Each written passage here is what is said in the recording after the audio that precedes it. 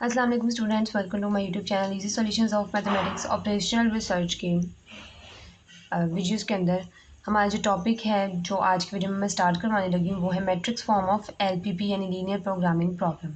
इसकी मैं आपको दो एग्जांपल्स करवाऊंगी कि ये टॉपिक बहुत ज़्यादा आसान है क्योंकि मैट्रिक्स से मिलता जुलता है। ये बस आपको एक एलपीपी प्रॉब्लम दे दी जाएगी और उसको आपने सॉल्व करना है और उसकी मैट्रिक्स फॉर्म बनानी है।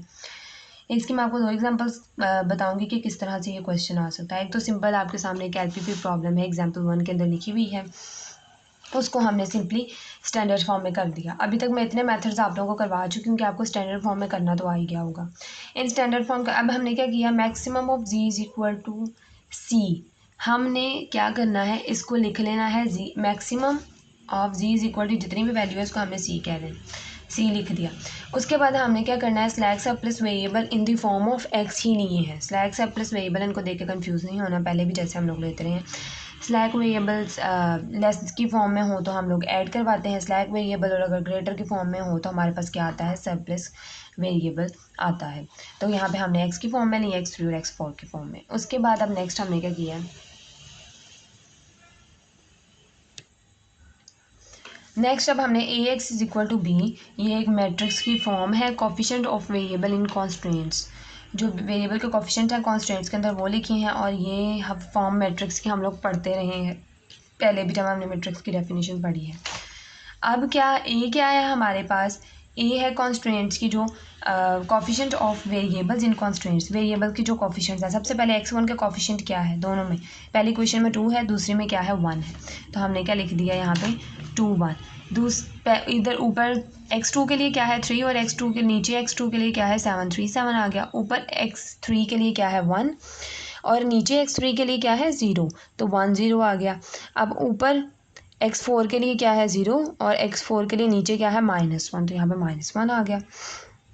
x हमारे पास क्या होता है, x हमारे पास टोटल वेरिएबल्स होते हैं, वो हम इस फॉर्म में लिखते हैं कि यहाँ पे हमारे पास 4 है, तो x1 x2 x3 x4 आ गया। उसके बाद नेक्स्ट हमारे पास जो b है, b क्या, अब इसको हम इस तरह भी लिख सकते हैं ना, x1 x2 x3, और साथ हम लोग लिख देंगे ट्रांसपोज का साइन बना देंगे। b हमारे पास क्या होता है, b इक्वल के दूसरी तरफ जो सिंपल वैल्यूज होती हैं वो होता है, यानी 6 और 4 इसका क्या है, b है। ये आ गया। नेक्स्ट स्टेप में हमने क्या करना है, solutions. n is equal to number of variables, number of variable क्या है, x1 x2 x3 x4, 4 तक है, 4 हो गए। m number of equations, 2 equations है हमारे पास, वो आ गई।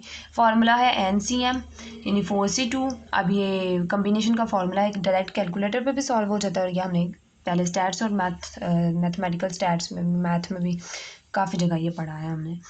इसको सॉल्व किया तो हमारे पास 6 आया, यानी कि इसके 6 सॉल्यूशंस बनेंगे। एक्स हमारे पास ये है।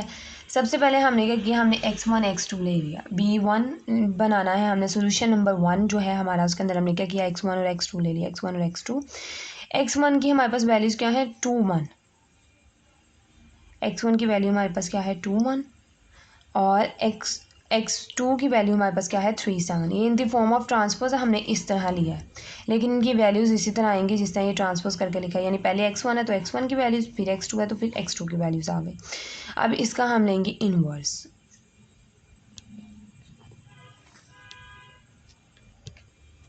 इनवर्स का फार्मूला होता है हमारे पास b is equal to adjoint of b divided by determinant of b।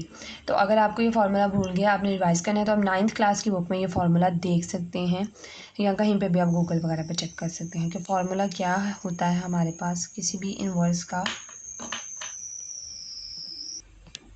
कुछ इस तरह से फार्मूला होता है कि एडजॉइंट ऑफ b किस तरह हम लोग लेते हैं कि जिस तरह ये 2 और 7 है, इनकी पोजीशंस चेंज कर दी और इधर वाली वैल्यूज़ के साइन चेंज कर दिए, तो इस तरह से ट्रांसपोज हम लोग वो एडजॉइंट लेते हैं। और बी क्या होता है कि इसको मल्टीप्लाई माइनस इसको, इनको मल्टीप्लाई किया और माइनस कर दिया इसको मल्टीप्लाई करवा के, यानी 7 2 ज़ा 14, और 14 में से माइनस हमने किया 3 1 ज़ा 3, तो 14 माइनस 3 हमारे पास 11 होता है, तो वो हमने सारी वैल्यूज़ के साथ डिवाइड कर दिया। सिंपली रिवाइज हो गया एक दफ़ा आपका ये। अब हमने क्या किया, 1 और x3 के लिए कर लिया, x1 और x3 की, x1 की वैल्यू 2 1 है सेम वैसे, और x3 की वैल्यू 1 0 है, जो पीछे हमने a में लिखी हैं, a की वैल्यूज़ हैं ये। उसके बाद x1 और x4 की हैं, x1 और x4 आ गया। उसके बाद नेक्स्ट हमारे पास है b5, यानी फिर हमने क्या किया, हमने 2 3 2 4। पहले 1 को सबके साथ करवाया, अब 2 को करवाना, 2 3 और 2 4 किया, अभी 2 3 किया, अभी 2 4 किया। इस तरह उनकी वैल्यूज़ हम लोग लिखते रहे। इसी तरह से B5 के अंदर हमने 2 4 भी कर लिया। अब हमने लास्ट जो हमारे पास 3 वो 3 4 कर लिया, यानी ऑल पॉसिबल सॉल्यूशंस हमने कर लिए 3 4, और टोटल हमारे पास 6 B's हैं, यानी B6 तक है, यानी 6 सॉल्यूशंस हैं।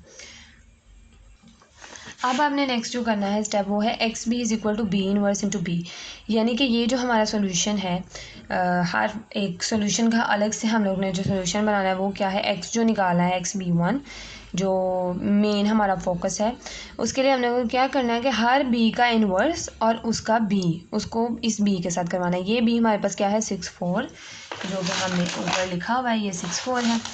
और पहले B1 का इन्वर्स मैंने आपको निकाल के बता दिया किस तरीके से निकालते हैं, वो इन्वर्स लिखा, साथ B के साथ हमने किया 6 4, और इसको क्या करवा दिया हमने, पहले इसको इसके साथ मल्टीप्लाई फिर इसके साथ करवा के, तो ये मल्टीप्लाई करके इस तरह से ये आंसर आ गया। उसके बाद XB2 के लिए B2 का इन्वर्स निकाला, वो ये आएगा, और B के साथ हमने करवा दिया मल्टीप्लाई, ये आंसर आ गया। इसी तरह से B3 का किया, इसको मल्टीप्लाई करवा दिया। छोटी छोटी चीज़ें इसलिए मैं नहीं करवा रही, लिखी हुई हैं कि आप लोग देख लीजिएगा खुद हाथ से सॉल्व करके कि मैच करने के लिए आपके लिए आसानी हो सके। हो सकता है कि कोई थोड़ी बहुत मिस्टेक मुझसे भी हुई हो इसमें, लेकिन ये फिर भी मैं आपको इसलिए दिखा रही हूँ कि ताकि आप हाथ से करें तो ज़ाहिर है सारा कुछ तो गलत नहीं हो सकता, कि कहीं आपको कन्फ्यूजन ना रह जाए, आपको पता भी चल जाए कि आप लोगों ने किस तरह काम करना है और आंसर्स क्या आ सकते हैं आपके। इस तरह से B4 इन्वर्स है, उसकी भी वैल्यू ये आ गई, और B5 की हमारे पास कुछ इस तरह से आएगी।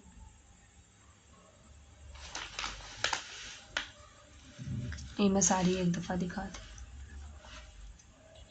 और लास्ट हमारे पास B6 किया, तो B6 का इन्वर्स कुछ इस तरह से आएगा, ये आएगा इन्वर्स। ये मैं शायद लिखने में लेने में गलती कर दी थी, इसलिए मैंने यहाँ पे लिखा है, ये प्रॉपर इन्वर्स आएगा। इसको आप छोड़ दें स्टेप को, डायरेक्ट आप इन्वर्स लिखना है 7 6 4 और इनको मल्टीप्लाई करवा देना।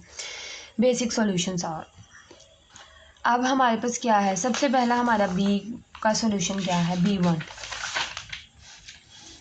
B1 हमारा क्या था x1 x2, B1 हमारा क्या था x1 x2, यानी जो ऊपर वाली वैल्यू वो क्या है x1 यानी 30/11, और नीचे वाली वैल्यू क्या है x2 2/11। अब इसके अंदर सिर्फ x1 और x2 की वैल्यू है, x3 और 4 की नहीं है, इसका मतलब वो दोनों ज़ीरो होंगे। तो यहाँ पे हमने सोल्यूशन लिख दिया 30/11, यानी x1 की जगह पर उसकी वैल्यू, 2 की जगह पर उसकी 3 और 4 की जगह 0 0।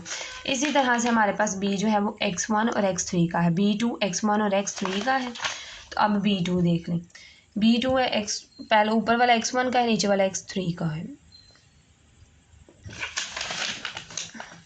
x1 और x3, 2 और 4 नहीं थे तो उन दोनों की जगह पे 0 आ गए। इसी तरह से हम लोगों ने नेक्स्ट देख लेना है उसका 4 का।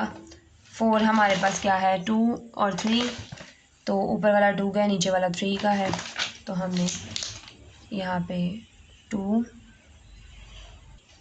B4 है ना, ये 2 का और ये 3 का, तो हमने B4 को देखना है। 2 की जगह पे 4/7 और 3 की जगह पे 30/7 आ गया हमारे पास। इसी तरह से लास्ट 2 सॉल्यूशंस भी हमने लिखने हैं, और ये सारे हमारे क्या हैं, बेसिक सॉल्यूशंस हैं। होपफुली आप लोगों को अंडरस्टैंडिंग हो गई होगी कि मैट्रिक्स फॉर्म ऑफ LPP क्या होता है। उसके बाद नेक्स्ट हमारी जो एग्जांपल है वो थोड़ी सी डिफरेंट है, वो मैं इंशाल्लाह आपको नेक्स्ट वीडियो में करवाऊँगी, और वो इम्पॉर्टेंट एग्जांपल है और पेपर में भी आ चुकी है। पेपर पॉइंट ऑफ व्यू से वो कॉन्सेप्ट मैट्रिक्स में इम्पॉर्टेंट है। तो अगर आपने मेरा चैनल सब्सक्राइब नहीं किया तो प्लीज़ मेरे चैनल को सब्सक्राइब करें, ताकि नेक्स्ट वीडियो जो आने वाली है उसका नोटिफिकेशन आपको मिल जाए, और अपने फ्रेंड्स के साथ ज़्यादा से ज़्यादा मेरी वीडियोज़ को शेयर करें। Thank you so much.